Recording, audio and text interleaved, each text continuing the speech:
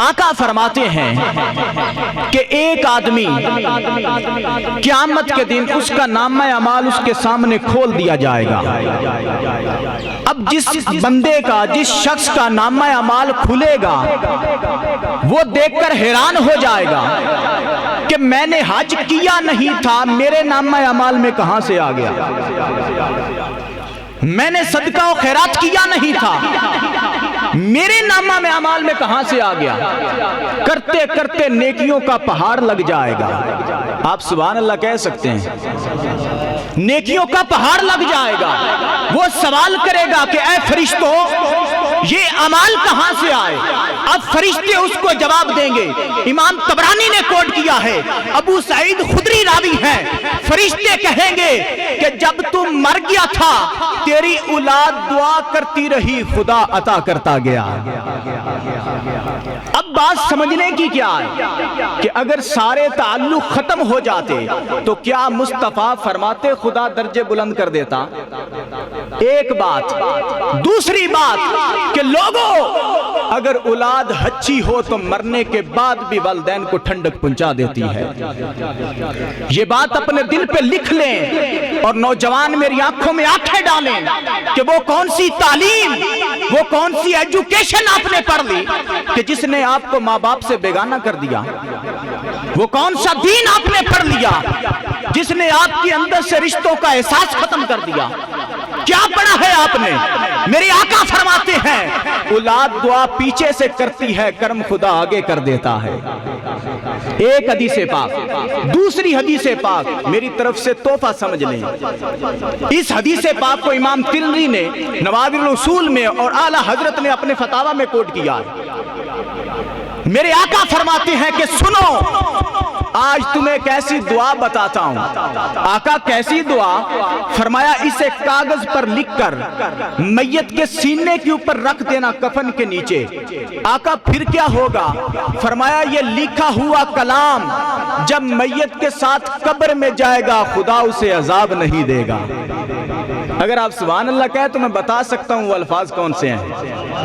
میرے آقا نے فرمایا لا الہ الا اللہ واللہ اکبر، لا الہ الا اللہ وحدہ لا شریک لہ، لا الہ الا اللہ لہ الملک ولہ الحمد، لا الہ الا اللہ ولا حول ولا قوت الا باللہ العلی العظیم۔ فرمایا کہ یہ لکھ کر میت کے سینے کے اوپر رکھ دینا کفن کے نیچے، خدا اسے عذاب نہیں دے گا۔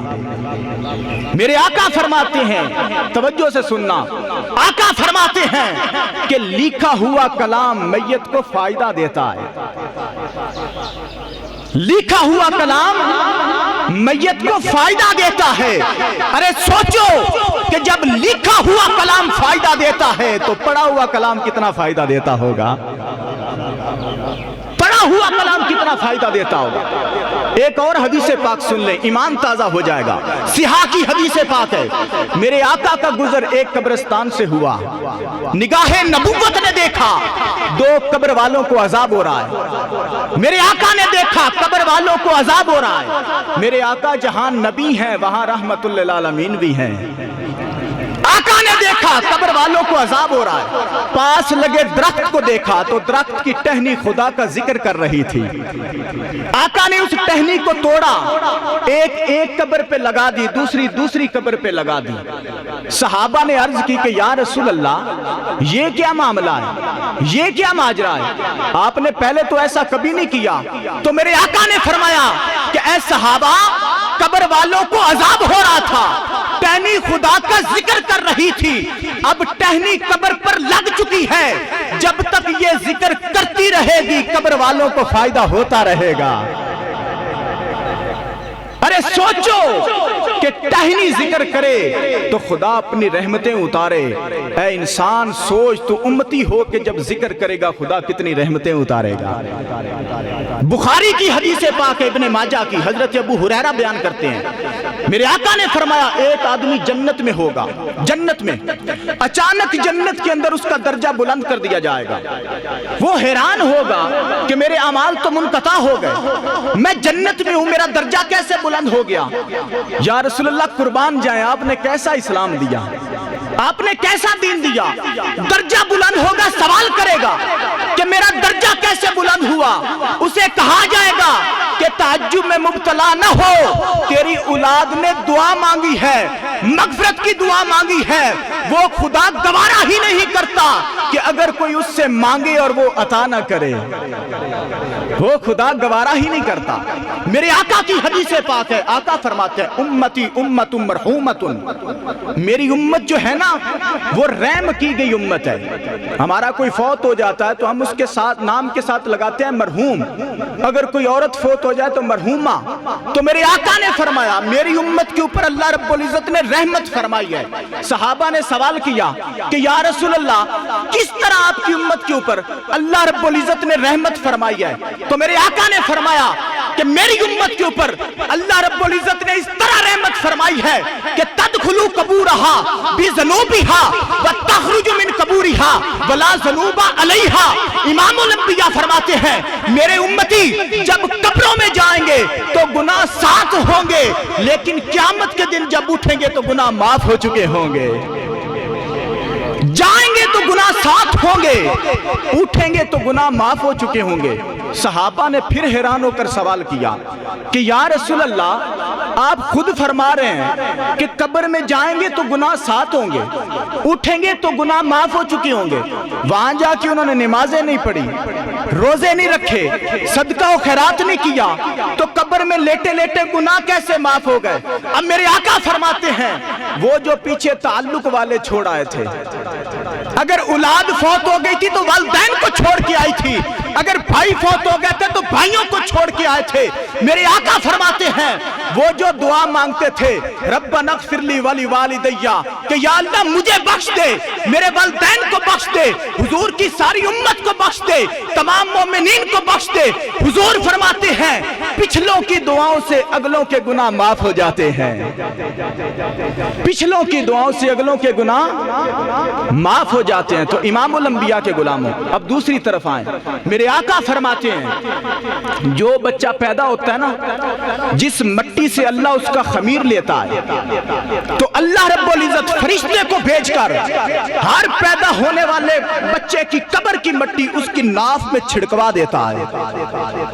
یہ حدیث پاک ہے، ہر پیدا ہونے والا بچہ اپنی قبر کی مٹی اپنی ناف میں لے کے پیدا ہوتا ہے۔ تو جن قبروں کو ہم بھول چکے ہیں، جن کی ہم نے تیاری نہیں کر رکھی، ان قبروں کی مٹی ہم اپنی ناف میں لیے پھرتے ہیں۔ اسی لیے بزرگ کہتے ہیں کہ اے دنیا میں ڈوبے ہوئے انسان، تو قبر کو بھولا ہے، قبر تجھے نہیں بھولی، اور وہ تو ہر روز آواز دیتی ہے۔ اور بڑی بڑی کوٹھیوں میں رہنے والے میرے لیے بھی کوئی تیاری کر، کیونکہ میں مٹی کا گھر ہوں، اور بڑی بڑی فنوسوں کی لائٹ میں زندگی گزارنے والے میرے لیے بھی کوئی تیاری کر، کیونکہ میں اندھیرے کا گھر ہوں، اور بڑی بڑی خوشیوں میں زندگی گزارنے والے رب رسول کی تعلیم کو بھلانے والے میرے لیے بھی کوئی تیاری کر، کیونکہ میں دکھوں کا گھر ہوں۔ کتنے ہیں جنہوں نے اس کے لیے تیاری کر رکھی ہے؟ کتنے ہیں جنہوں نے اس کے لیے تیاری کر رکھی ہے؟ وہاں صرف بوڑھے اور بچے نہیں لیٹے، نوجوان بھی لیٹے ہیں۔ جوید گیا تھا، بوڑھا تھا، نوجوان بھی لیٹے ہیں، صرف بوڑھے نہیں ہیں قبرستان میں۔ کتنے ہیں جنہوں نے اس کے لیے تیاری کر رکھی ہے؟ حضرت جنید بغدادی بیٹھے تھے نا، تو ایک غافل نوجوان گزرا، اس نے کہا حضرت آبادی کہاں ہے؟ آپ نے فرمایا بیٹے تھوڑا سا آگے جاؤ گے نا تو آگے ساری آبادی ہے۔ وہ جب تھوڑا سا آگے گیا تو آگے سارا قبرستان تھا۔ وہ غصے سے واپس پلٹ آیا، اس نے کہا آپ عجیب بزرگ ہیں، میں نے آپ سے آبادی کا پوچھا، آپ نے مجھے قبرستان بھیج دیا۔ تو جنید بغدادی فرمانے لگے او میرے بیٹے، آبادی کس کو کہتے ہیں کہ جہاں کے رہنے والے پھر کہیں نہ جائیں، اور فرمایا کہ نادان جس کو تو آبادی سمجھ رہا ہے، ان کوٹھیوں میں کل کوئی اور رہتا تھا، آج کوئی اور رہتا ہے، کل آ کے کوئی اور بس جائے گا، اور یہ آبادیاں نہیں، یہ تو مسافر خانے ہیں۔ وہ اصل آبادی وہ ہے جس کا پتہ میں نے تجھے بتا دیا ہے کہ جہاں کے رہنے والے پھر کہیں نہ جائیں۔ تو کتنے ہیں جنہوں نے اس آبادی کے لیے تیاری کر رکھی ہے؟ اب دیکھیں نا، یہ ختم ہونے والی زندگی ہے، ہر کوئی جانتا ہے اس کے بعد کی زندگی نہ ختم ہونے والی ہے، یہ لیمیٹڈ لائف ہے، اس کے بعد کی اٹرنل لائف ہے۔ تو کچھ لوگ جو ہیں وہ ختم ہونے والی کو سنوار رہے ہیں، کچھ لوگ جو ہیں وہ نہ ختم ہونے والی کو سنوار رہے ہیں۔ ان میں سے عقل مند کون ہے؟